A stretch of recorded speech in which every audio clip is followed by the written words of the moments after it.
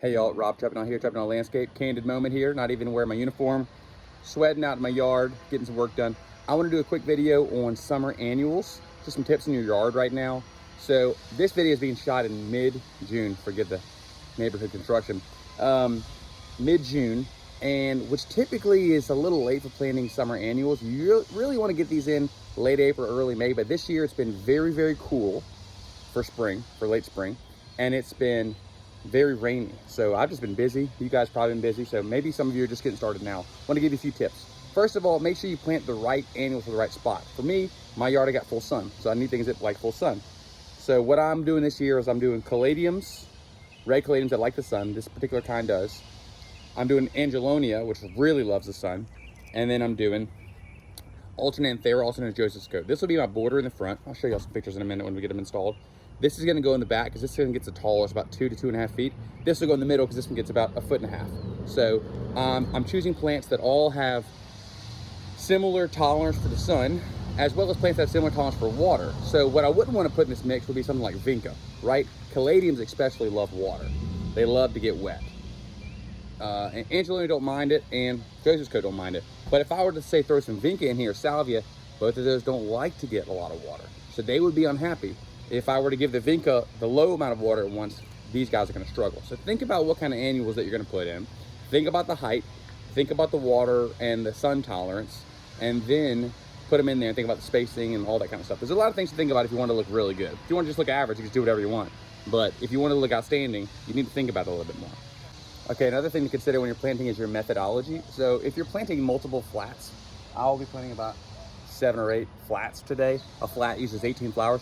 You're gonna want some efficiency, unless you just have hours of time and nowhere to be. So this is an auger planter or bulb planter, 2.5 inch. You get these on Amazon, you get them at Clegg's. Pretty awesome. I put it on a DeWalt drill. I don't even have to bend over. I can go zip, zip, zip, zip, zip. Dig my holes with this and then drop them in. Probably is about 3 times faster than using a trowel. Much more fun and much easier on your back. So anyway, just a couple tips. I'm gonna throw some Color Star fertilizer on at the end, then some mulch, and I'll be done. So anyway, do this early in the day before it gets real hot. And anyway, I'll show you all some progress pictures as they come along. But this is a good time of year to get your annuals in now. I wouldn't do this in July. It's just gonna be so hot. You can, it's just harder on the plants getting established. So anyway, if you haven't gotten your summer annuals in, get them in now and learn from some of these tips. All right, it's been about 20 minutes, check it out. So spacing wise, for the Angelonia, I did them probably about 10 or 11 inches. You really can do 12 to 15 to save money, but I had some extra, so I just did them close. The caladiums, I did probably like 7 to 8 inches. We want them kind of dense. And then the Joseph's Coat, I'm doing probably 7 or 8 inches on center too. This will all be very full in about a month. We're gonna want to keep this watered. We're gonna water probably daily for the first week or so because it's hot. And then we'll cut back. So I'm gonna fill in a couple spots that I see some holes, throw down some Color Star, mulch it, and I'll give you all a shot at the end. All right, so here's the finished product. We got the Joseph's Coat here, around 6 or 8 inches spacing. We've got the caladiums here, 7 to 9 inch spacing, and then we got the Angelonia in the back, more like 9 to 12. Not a bad little look. They look kind of sad right now because just planted them, but give them about a few days and they're all perk up.